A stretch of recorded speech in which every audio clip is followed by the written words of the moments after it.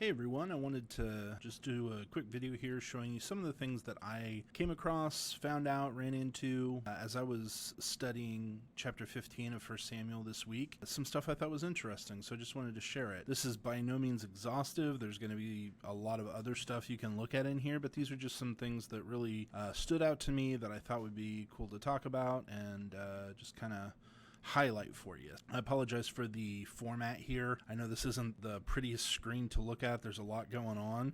So just looking here at 15:1, and Samuel said to Saul, "The Lord sent me to anoint you king over his people Israel."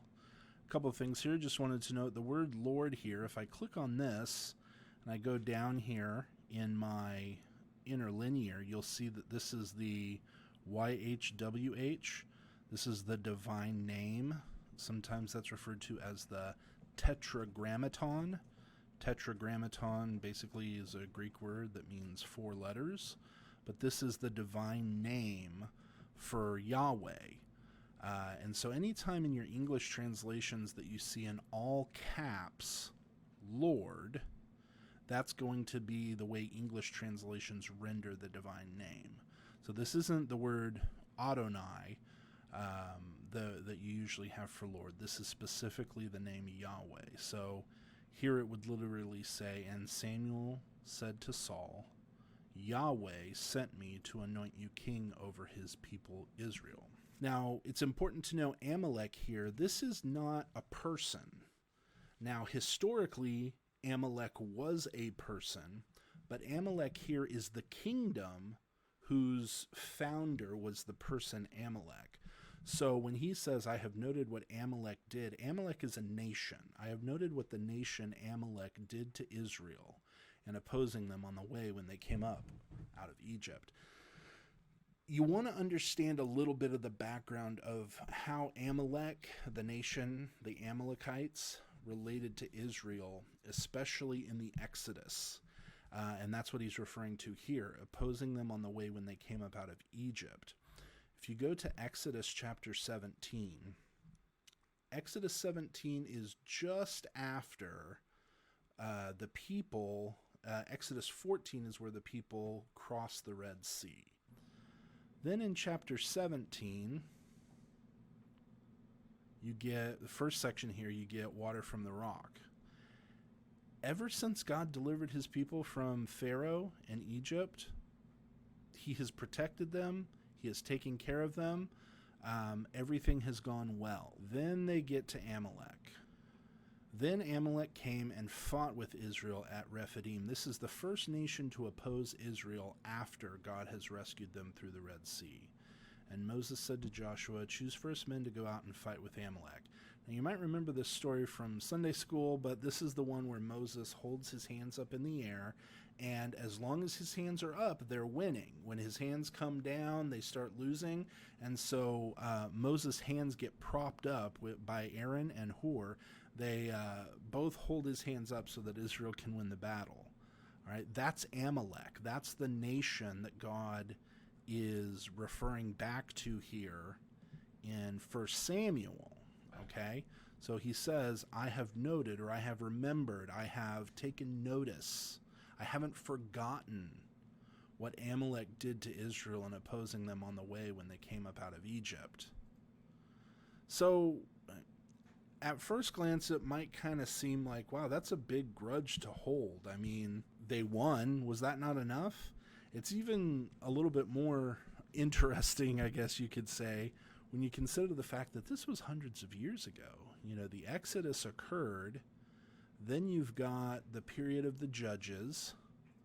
There's probably at least 200 years between, I mean, probably more. It kind of depends on how you count the years there, but there's been at least a couple hundred years that have passed between the time Israel defeated the Amalekites in Exodus 17 and God taking note of the Amalekites here.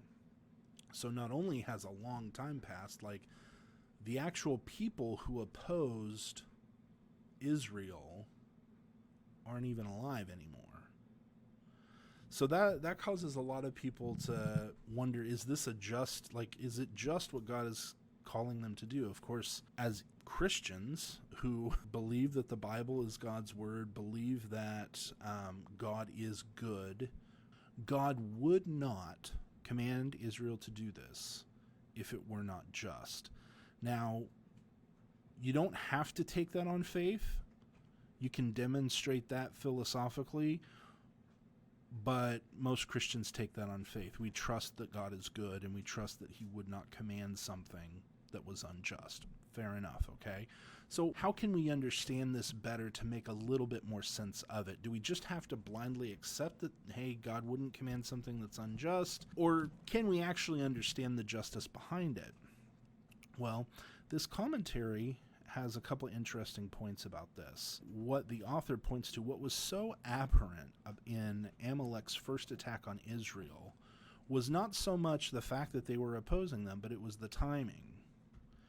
It says here, Yahweh had just exercised his cosmogonic powers. This basically means Yahweh had just shown that he has the power to create and destroy. All of creation is in his hands. He had just exercised his cosmogonic powers, allowing Israel to safely pass through this is a German phrase for the non-world, that which doesn't exist. So the chaos would be another way to say this. He has allowed Israel to safely pass through the chaos, both by passing out of Egypt, which was chaos for Israel, and by passing through the sea, which was another symbol of chaos. The Amalekite aggression threatened to return Israel to the chaos, to non-existence, because of this heinous act where Amalek was threatening to make God's people non-existent.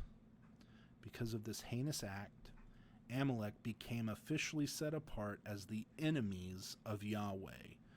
So Amalek isn't just some random nation that's in the way. Amalek is a specific nation that has set itself up as the enemy of God. And as such, Amalek is deserving of being fought against from generation to generation. So that gives a little bit of perspective on what's going on here. I hope that helps kind of paint the picture a little bit so that you understand the severity of what Amalek had done. And apart from that, Amalek is a wicked nation itself, but it has a special history with Israel.